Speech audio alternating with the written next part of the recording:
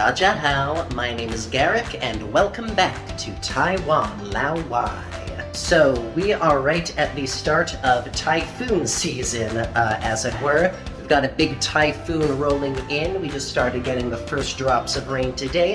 Hopefully it'll pass without, too much chaos along the way. But the point is, it's a good day to stay inside and stay out of the oncoming storm.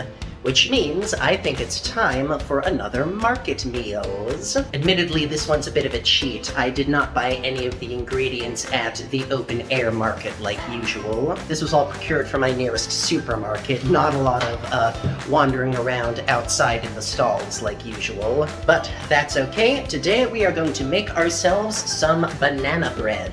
I don't think I've ever done any baking on this channel before, so should be fun.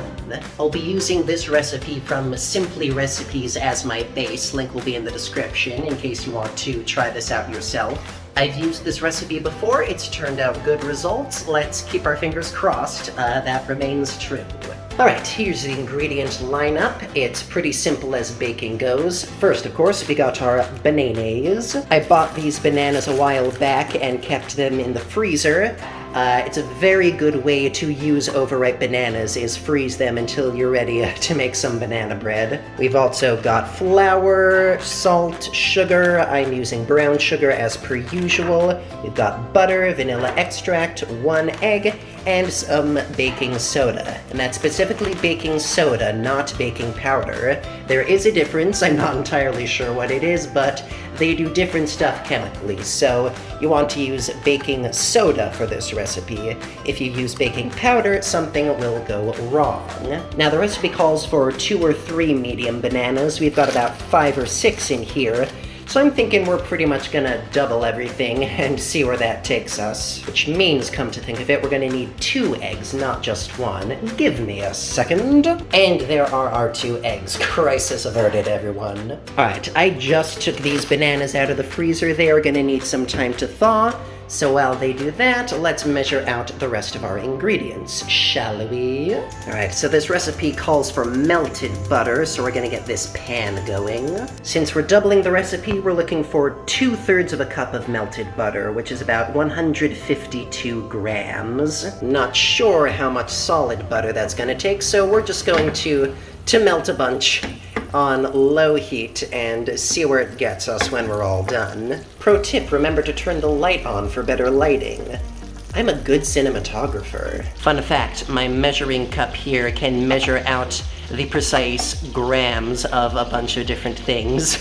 I think that's pretty cool. We're probably gonna use the liquid measurement since it's melted butter, and 2/3 of a cup is approximately 158 milliliters, so that is what we're aiming for. Gotta say, it is fun figuring out how to frame shots when I'm like using the camera with one hand and moving all the equipment around with the other.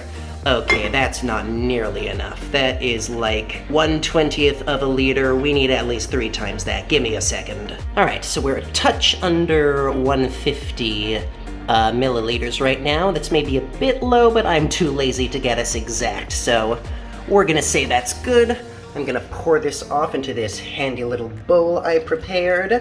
And then we're gonna use this measuring cup to measure our dry ingredients. First and most importantly, the flour. And boy, do we need lots of it. Doubling this recipe requires us to get about 410 grams of flour, so we're probably going to be using up this whole bag, or at least very close to it. Alright, we used the whole darn bag, and it was still a little under our goal, so looks like this whole recipe is going to be a little under double. Fair enough. Next up is the sugar. Doubling the recipe calls for 300 grams, so we're going to shoot for a little under that. Probably gonna use up this bag as well now that I'm looking at it. Jeez. This is the problem with me not really baking a lot. I never know how much I need to keep in stock until it's too late. Alright, once again, the whole bag did not get us there. We are only 2/3 of the 300 gram goal. So maybe this won't be quite a sweet banana bread, so be it. My mom and grandma are probably very disappointed in me because they are baking masters and I know I'm letting them down. Sorry. Anyways, let's get a nice generous pinch of salt in there as well. I know it seems counterintuitive using salt with baking, but believe it or not, that does help accentuate the sweetness if you use it in the right amount. Okay, now's the hard part. I have to eyeball a teaspoon of baking soda because I do not have a teaspoon measurement. I'd say that looks pretty close to it. Listen, if I mess up this recipe at all, it's gonna be because I misjudged how much baking soda to put in, and the texture of the banana bread itself is gonna be all weird and wibbly. But I think we got pretty close to where we want to be. We'll see. Anyways, we got our 2 eggs cracked. Let's mix them up all together. Add a generous dollop of vanilla extract. Maybe a good chunk of that will help counterbalance our lack of sugar. All right, so we've got our dries, we've got our wets. All that's left to do now is to mash us some nanners. All right, so there is one critical flaw I made in the planning here. I did not take the peels off of the bananas before they went into the freezer. So now I have to de-peel them while they're all icky and gross and freezer-fied. Let that be a lesson. You want to freeze bananas, take the peels off first. Future you will thank you immensely. Ugh, this is gonna take a hot second. BRB. 5 minutes later. Okay, good God, that was gross. Lesson learned for next time. Yes, they look pretty gnarly right now. Don't worry, they will be delicious once it's all mixed up. Speaking of, mashing time.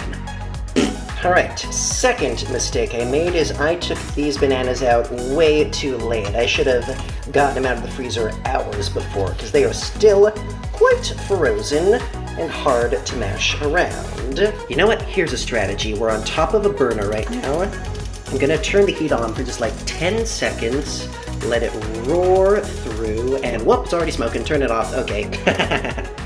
Good. Now that should get things nice and hot and get things nice and melty. Jesus, yeah, that is already extremely hot just touching the bowl. Metal conducts heat quickly. Yeah, pro tip, maybe don't do what I just did. That's probably a very stupid and dangerous way to go about things. But it does seem to have helped. These are mashing way more easily already. Whew. All this motion is probably helping too. The more friction I generate, the more that ice dispels, and the more we get in this nice little mash action. Alright, that's looking pretty well masherated. So now is the time we're going to put the melted butter in. Interesting, it looks like a lot of the butter solids consolidated at the bottom there while it was cooling down. Fascinating. Science of food, man, it's really cool, you know? Alright, we're gonna be stupid and turn the heat on one last time just to get the rest of the chill off. 5, 4, 3, 2, whoop! Sizzling already, yep! And that is all it needs to be. Good. I can't tell if that strategy is me being very creative or just exceptionally stupid, but it does seem to be working out, I will admit. Alright, butter and bananas have been very well combined. We are slopping this over to the dry ingredients now. Honestly, it's possible I may have to melt more butter. This dough is looking way too dry as it is. We will see. Let's toss in the eggs and see where that gets us. Okay, it's making a little more sense after the eggs went in, but this dough is still way too dry. You know what? The problem might be with the bananas. Maybe those bananas were smaller than I thought or something. Okay, clearly we need more liquids in here. I need to go melt some more butter super fast. Give me a second. 5 minutes later. Alright, I slapped a bit more butter in there, and it's definitely better, but it is definitely much stiffer than you get with most banana bread dough. Also accidentally nicked myself while I was cutting more butter. That's what this is about. Repurposing old masks.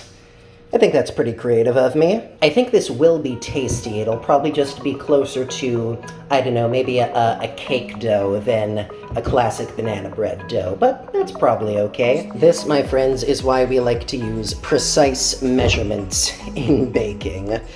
Oh boy. Now here is where the interesting part happens, because this kitchen does not actually have a working oven. I mean, it has an oven down there, but it does not work. I've tried. Nor does it have baking pans to put this batter in. So we are going to Rochambeau ourselves a baking tin using aluminum foil and put that in the toaster oven and cook it that way. Sometimes you gotta get a little creative to make something special, and that's kind of the joy of working in like a small kitchen like this. You have to find those little workarounds. Consider it proof that anyone, no matter what size your kitchen, can create miracles. Alright, that's not half bad for an improvised baking tray, if I do say so myself. Try to keep the sides as high as we can to make sure nothing spills out during cooking. And one persnickety impossible to film transfer later, we have our filled banana bread pan. It's interesting how it sort of ended up in a triangle shape. Sometimes the pan just falls where it may. But that's the hard part all taken care of. Now all that's left to do is cook. So according to the recipe, it should take anywhere from 50 to 60 minutes to cook. We're gonna set the timer to 45 and check our way from there. It's kind of been a chaotic process, I know, but I think the end result will be worth it. Oh, and because I'm an idiot, I forgot to tell you the temperature. You want to preheat your oven to 350 Fahrenheit, which is 175 Celsius. So we're gonna let it cook for 45 minutes at that time, and I will see you afterwards. I should get like an actual band-aid on this finger. Peace. 1 hour later. Okay, so it took a bit of testing and prodding, but we let this bad boy go for about an hour, and I'm not gonna lie, it looks really freaking good. So if you don't know the technique to test if a baked good is done, what you want to do is you want to take a toothpick and shove it as far into the center as you can go, and then take it out. And if there is any batter left on the toothpick, like if it is wet with batter, that means the batter inside is still wet and it needs to keep going. But if the toothpick comes out clean, that means the batter has solidified, and it means you are all done. And in case you doubted my aluminum foil baking tray technique, behold how well it kept its shape through that whole process. So we're gonna let this cool for just a couple minutes before cutting, otherwise it is probably gonna burn our face off a little. I'm telling you, banana bread steam is no joke. Alright, we've cut into this monstrosity, and as you can see, that looks like a pretty dense dough in the center, the way it turned out, as a result of me having more flour than I needed and not enough bananas. It'll still be tasty, I'm sure, just might be a little dense to chew. Ooh, this is still piping hot. Gotta keep it bouncing around my fingers a little. Alright, banana bread is best eaten fresh out of the oven, so let's give it a try, see how we did.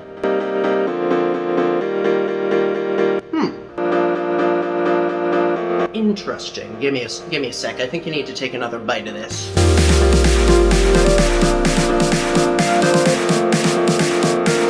Alright. So we definitely did not do this perfectly. I will say that right off the bat. First impression is that the dough is considerably drier than I want it to be.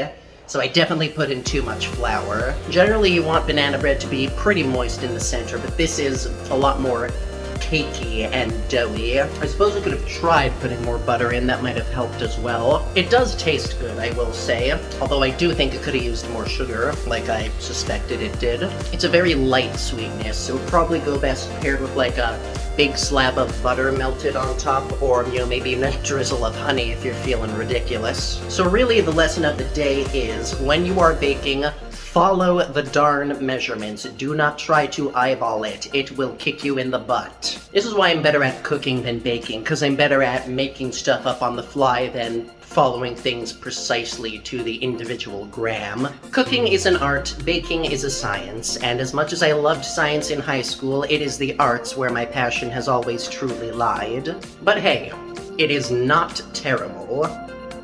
I'll consider that a win. Like I said, the recipe I used is in the description. I suggest you follow it to the letter if you want better results than I did. The nice thing is now I have a tasty snack to work through for the foreseeable future, so that will save me money on going out and buying sweet things elsewhere. And hey, there are worse foods to have on hand to bunker down for a summer storm passing through, right? And that's probably a good place to end this video. Once again, thank you for joining me at Taiwan Lao Wai. Be sure to like, comment, subscribe, smash the bell, share with your friends, all that good stuff. If you make this recipe, let me know in the comments if it went any better for you by following the instructions more closely. And as always, I will see you next time. 再见. Bye bye!